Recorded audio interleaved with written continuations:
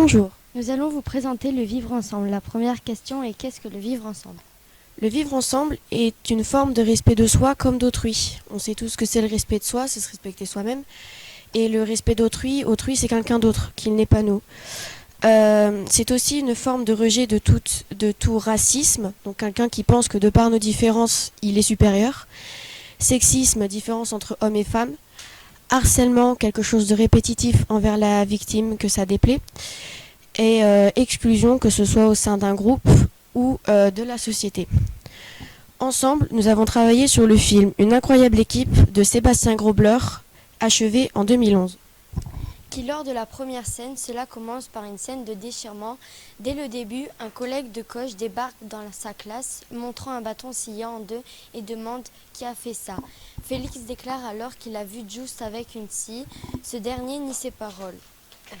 Deux autres élèves déclarent avoir vu Just aussi. La scie est bel et bien dans le sac. Il déclare qu'elle n'est pas à lui. Plus tard, nous retrouvons les élèves dans la cour où Just se fait frapper sur les mains par une baguette, ce qui est clairement une forme de harcèlement et d'exclusion.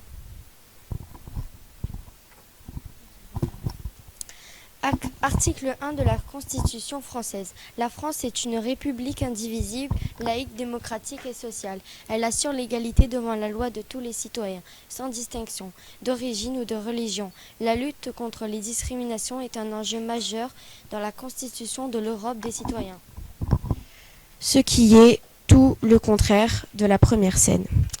Dans la scène de l'entretien du directeur et du père de Félix, le père de ce dernier déclare « Qui ça, les Chinois ?» ce qui pour nous est une scène de racisme.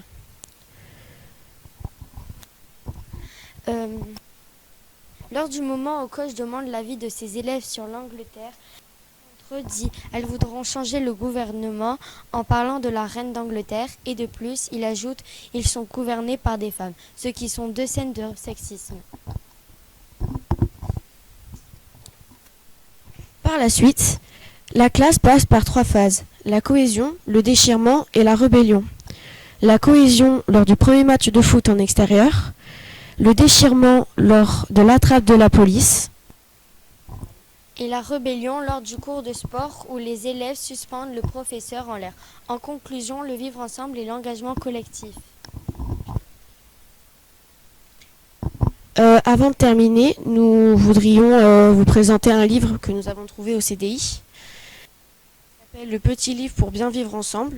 Donc vous pouvez aller le lire au CDI quand vous voulez. Et dedans, nous avons trouvé une fiche qu'on trouve intéressante, où ça explique un peu la liberté, l'égalité et la fraternité simplement pour des enfants. La liberté, c'est agréable car tout est possible. L'égalité, c'est donner le même nombre de parts de gâteau à chaque enfant. La fraternité, c'est traiter les autres comme si c'était des frères ou des sœurs.